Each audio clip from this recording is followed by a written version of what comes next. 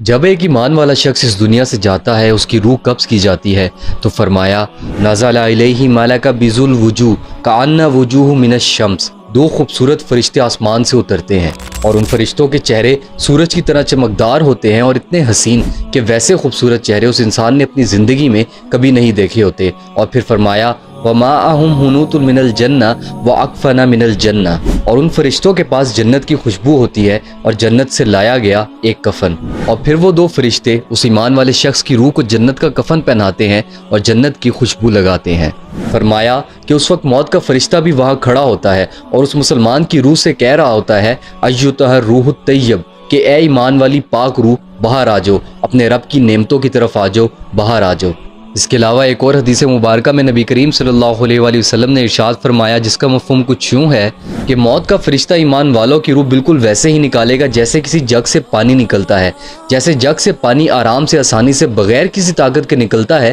ویسے ہی موت کا فرشتہ ایمان والوں کی روح نکالے گا اور ان کو بالکل بھی ذرا برابر بھی تکلیف نہیں ہوگی۔ تو اب جیسے ہی موت کا فرشتہ ایمان والے شخص کی روح کو نکالے گا تو جنت سے آئے گے دو فرشتے اس کی روح کو لے لیں گے اور اس کو جنت کا کفن پہنا دیں گے اور اس کے اوپر جنت کی خوشبو کو لگا دیں گے اور پھر اس روح کو لے کر اپنے ساتھ آسمان کی طرف واپس چل دیں گے۔ اور پھر جیسے جیسے وہ آسمانوں کو پار کرتے جائیں گے اور راستے میں جتنے بھی فرشتے ان کو ملتے جائیں گے، سب فرشتے ان سے پوچھیں گے، کہیں گے من ھذا روح الطیب، یہ کس کی خوبصورت روح ہے؟ اور پھر وہ دو فرشتے بتائیں گے کہ یہ فلاں ابن فلاں کی روح ہے۔ اب جب وہ آسمان سے اترے ہوئے دو فرشتے ایمان والے کی روح کو لے کر دوسرے آسمان کے دروازوں تک، گیٹس تک پہنچیں گے تو ان گیٹس کے پہرے دار فرشتے ان دو فرشتوں سے پوچھیں گے کہ یہ خوبصورت ایمان والی روح کس کی ہے؟ تو پھر وہ دو فرشتے اس شخص کا تعارف کروائیں گے، خوبصورت ناموں کے ساتھ اس کے بارے میں بتائیں گے، اور پھر ان کے لیے دوسرے آسمان کے دروازوں کو کھول دیا جائے گا اور پھر وہ دوسرے آسمان پر چڑھنے لگیں گے۔ تو اب جیسے جیسے وہ فرشتے ایمان والے کی روح کو لے کر آسمانوں پر چڑھتے جائیں گے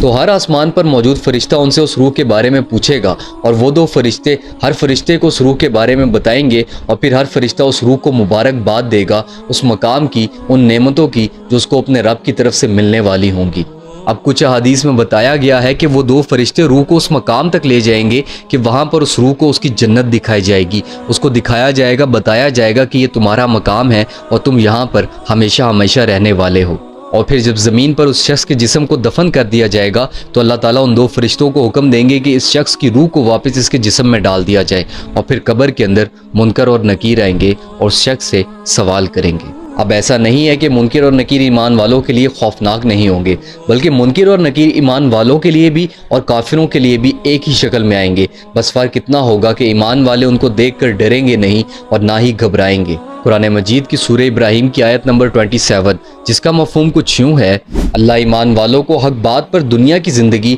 اور آخرت میں ثابت قدم رکھتا ہے۔ تو اب جب منکر اور نکیر اس ایمان والے شخص سے قبر میں سوال پوچھیں گے تو وہ ایمان والا شخص ان کے تمام سوالوں کے جواب صحیح دے دے گا، بالکل بھی گھبرائے گا نہیں۔ اور پھر اس شخص سے کہا جائے گا کہ اپنی لیفٹ سائڈ پر دیکھو، اور جب وہ وہاں پر دیکھے گا تو اس کو وہاں پر جہنم کی آگ نظر آئے گی۔ تو منکر اور نکیر کہیں گے کہ اگر تم اس دنیا کے اندر اللہ کی مان کر نہیں چلتے تو تمہارا یہ مقام ہوتا۔ اور پھر وہ اس سے کہیں گے کہ اپنی رائٹ سائڈ پر دیکھو، اور جب وہ وہاں دیکھے گا تو اس کے لیے جنت کی ایک کھڑکی، ایک دروازہ کھول دیا جائے گا اور کہا جائے گا کہ یہ تمہارا مقام ہے اور تم ہمیشہ ہمیشہ کے لیے اس میں رہو گے۔ تو اب جب ایک ایمان والے شخص کے لیے اس کی قبر کے اندر جنت کی کھڑکی یا دروازے کو کھول دیا جائے گا تو اس ایمان والے شخص کی قبر بھی جنت کے باغوں میں سے ایک باغ بن جائے گی،